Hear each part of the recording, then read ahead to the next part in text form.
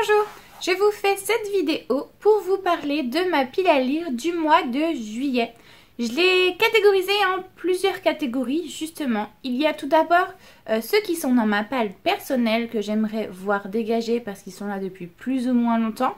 Les nouveaux, j'aimerais qu'ils restent pas trop longtemps histoire de pouvoir vider la palle. Et les anciens que j'aimerais justement vider aussi parce que ça fait un moment que je les mets dans ma palle et qu'il faudrait qu'ils aillent enfin dans cette bibliothèque magnifique.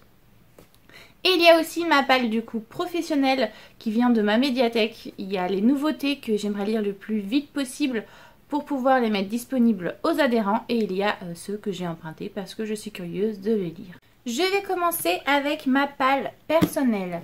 Ça fait plusieurs mois que je le mets dans ma pile et j'aimerais qu'il en sorte. C'est Ella et les 4 royaumes de la youtubeuse Thiboudou. C'est une histoire un peu, pas même un peu, c'est totalement fantasy et c'est l'histoire d'une jeune femme qui va devoir épouser un prince si je me trompe pas. Et il y a 4 royaumes différents, royaume des abeilles, des dragons, des corbeaux, enfin voilà bref.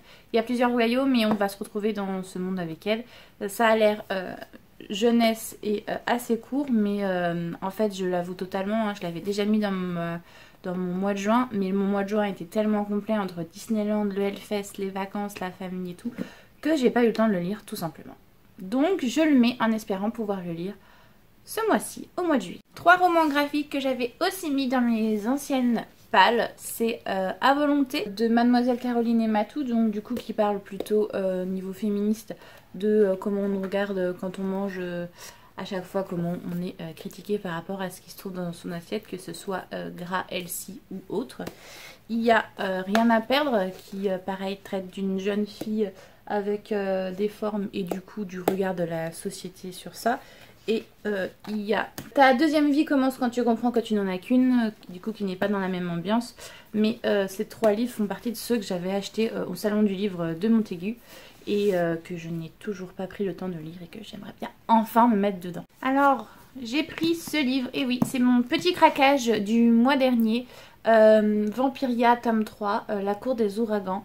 J'ai déjà lu les 2 premiers en version audio, du coup quand je l'ai vu les 3 dans le magasin avec ma meilleure amie, je me suis dit allez je prends les 3, de toute manière les 2 premiers m'avaient énormément plu donc je comptais bien les avoir en papier et comme le 3 est sorti, je vais pouvoir le lire en papier et non en audio. C'est l'histoire d'une jeune femme qui vit à une époque où les vampires existent. En fait, tout simplement le roi Soleil, Louis XIV, a décidé, au lieu de mourir, de devenir un vampire et du coup tout le régime que l'on connaît actuellement n'existe plus puisque la royauté existe toujours. On est en gros à l'époque de Versailles mais maintenant puisque les vampires ne peuvent pas mourir.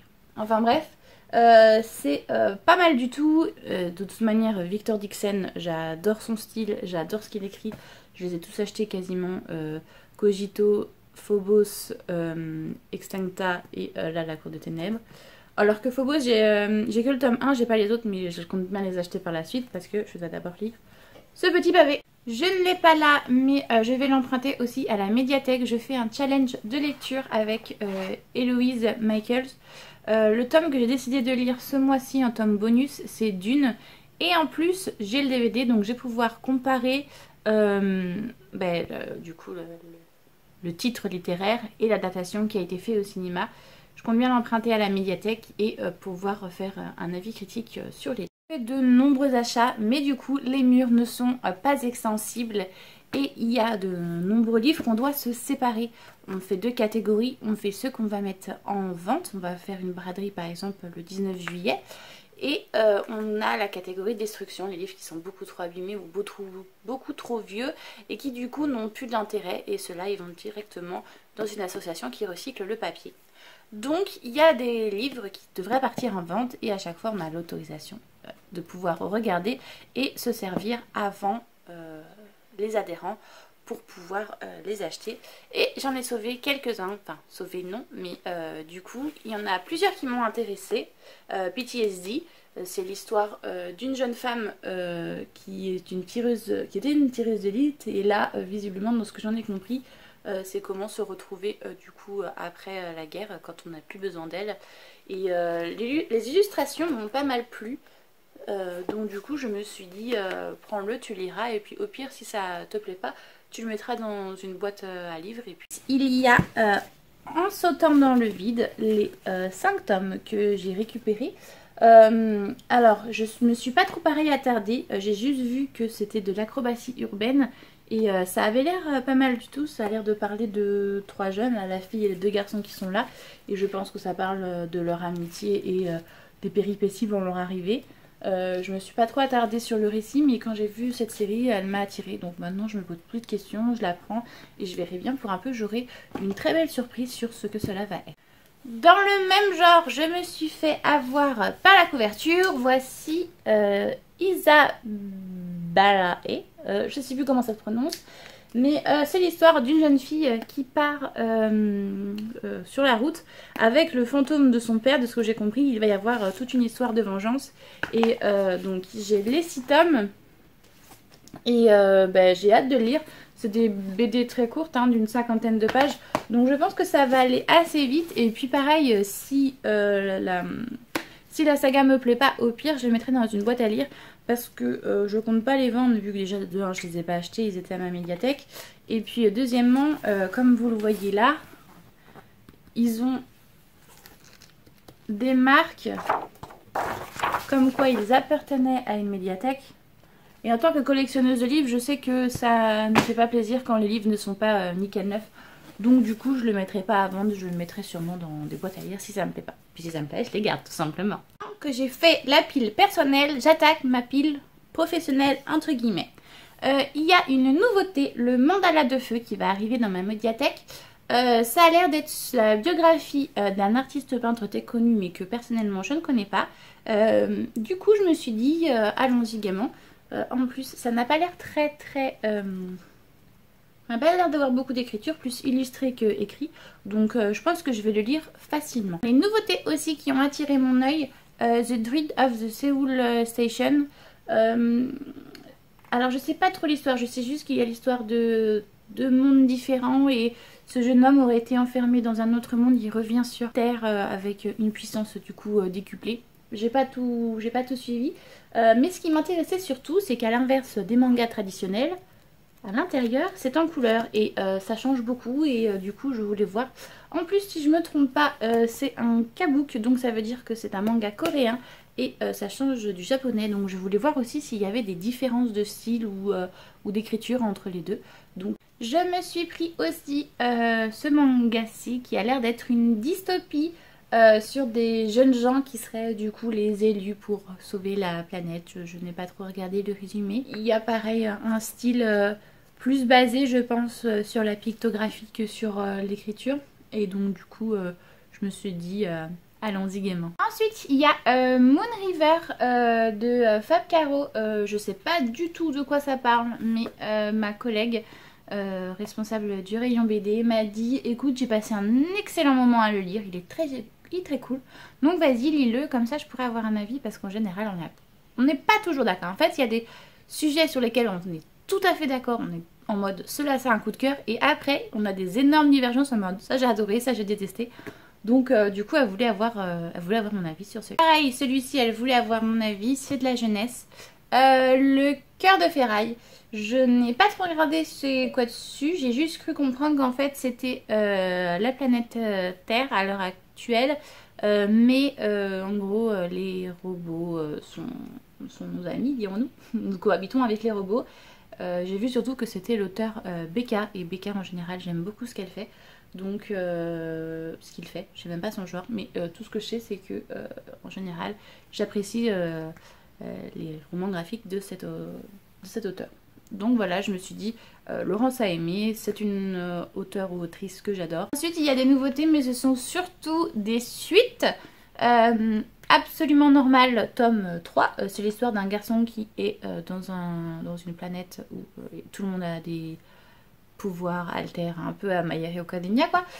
Sauf lui, qui n'en a absolument pas. Et donc, du coup, il y a toute une histoire autour de lui et de tous ses copains, frères, sœurs et tout, qui est pas mal du tout. Donc du coup une petite BD jeunesse que je vais prendre plaisir à lire. Ensuite, il y a aussi Mauve Bergamote. C'est l'histoire d'une jeune fille qui vit avec cet être-là. On ne sait pas trop ce que c'est, si c'est un épouvantail ou si c'est juste une personne qui se balade avec une citrouille sur la tête. En fait, elle vit dans sa maison, sauf que ses parents ne sont plus là. Et avant, c'était des parents qui étaient herboristes. Et du coup, c'est elle qui a repris le flambeau, mais on ne sait pas si ses parents vont revenir, si elle va rester seule tout le temps ou quoi. On ne sait pas ce qui est arrivé. On sait juste qu'elle vit seule et qu'elle mène sa vie tranquille dans un monde un peu enchanté, puisque il n'est pas rare qu'elle ait des clients, que ce soit des tortues, des lièvres, qui agissent comme des humains en fait. Donc voilà, c'est mignonnet, c'est de la jeunesse et ça permet d'avoir des lectures un petit peu plus légères des fois sur certaines choses que je lis qui sont un peu plus dures. Maintenant, vous parlez des séries de mangas que j'ai empruntées. Celle-ci, que je vais vous montrer. Hop. Tadam. Une sacrée mamie, je l'avais empruntée le mois dernier. Mais avec le mois dernier que j'ai passé, je n'ai pas eu le temps de le lire. Pour preuve, on est le 29 juin au moment où je tourne. Voilà. Non, même pas, on est le 30, on est jeudi 30. Donc, j'ai juste eu le temps de commencer. C'est pour ça que je ne vais pas le compter pour ce mois-ci, mais que je vais bel et bien les mettre dans ma palle du mois de juillet. C'est l'histoire d'un jeune garçon. Sa mère ne peut plus l'élever, elle n'est plus en capacité de l'élever avec son autre frère. Du coup, elle garde le grand frère et le petit, elle l'envoie vivre chez sa grand-mère. Donc, on va voir la relation qui va se tisser entre ce petit-fils et cette grand-mère. Et ça a l'air à la fois mignon et à la fois triste. Donc je pense que je vais prendre mon temps pour le lire, je vais pas le dévorer d'un seul coup cette saga. Par contre, dans les sagas qui sont absolument cute, je me suis pris Choubi Choubi, les 8 tomes que nous avons à la médiathèque. Alors je sais pas de quoi ça parle, mais ça a l'air d'être un peu comme Roji Roji que j'avais emprunté. Ça a l'air d'être un truc jeunesse absolument... enfin voilà quoi. Sans prise de tête, pas de la grosse lecture. Du coup, je le lirai à mon avis très vite et ça m'arrange puisque je fais toujours mes challenges de lecture et qu'il faut lire le plus possible pour faire remporter son équipe. Donc du coup, là, avec ces 8 tomes-là, je pense que je vais écouler déjà pas mal de pages. Je me suis fait beaucoup influencer par Thibaut pour cette lecture-là et en même temps par la couverture, je l'avoue. L'enfant et le maudit, j'ai pris les 8 tomes. 9 tomes que nous avons à la médiathèque. C'est l'histoire d'un monde qui est... Alors, il y a l'intérieur où vivaient des humains et il y a l'extérieur où vivaient des créatures comme ceci. Je sais pas trop ce qui se passe, mais en gros, ces deux êtres vont se rencontrer et il va y avoir une histoire, une relation qui va se créer entre eux. Ça a l'air aussi choupi que sombre au vu du style. Ça a pas l'air... Oh, il y en a un qui est tombé. Ça a pas l'air spécialement joyeux, mais je pense que ça doit avoir une bonne morale. Ça doit envoyer des bonnes vibes. Donc je me suis dit... Ce que je viens de vous montrer était particulièrement sombre dans le style. Et du coup, j'ai pris un truc complètement contrasté, complètement à l'inverse. J'ai pris la lanterne de NYX. Je ne sais absolument pas de quoi ça parle, mais les couleurs sont hyper vives, hyper peps. Et je me suis dit, franchement, ça a l'air cool. C'est pas très long non plus. Hop, vous voyez, ça fait un peu ça dans le style. Je me suis dit, te prends pas la tête. De toute manière, il te faut des lectures pour le mois de juillet. Et pour un peu, tu auras un énorme coup de cœur parce que je l'ai vu passer dans pas mal d'endroits et il y a eu beaucoup de bonnes critiques. Donc je me suis dit, bah fonce. J'ai failli vous oublier une chose. Je lis, enfin du coup, j'écoute plutôt... les élus de Véronica Roth que je souhaitais prendre à ma médiathèque. Je l'ai vu en livre, mais je l'ai aussi vu en audio-livre sur Audible et je me suis dit, au lieu que de l'acheter ou de l'emprunter, vu que j'ai de la route le matin pour aller à mon boulot, je me suis dit, prends-toi en audio-livre, comme ça tu l'écouteras une demi-heure le matin, une demi-heure le soir, tu le finiras, je pense, assez vite.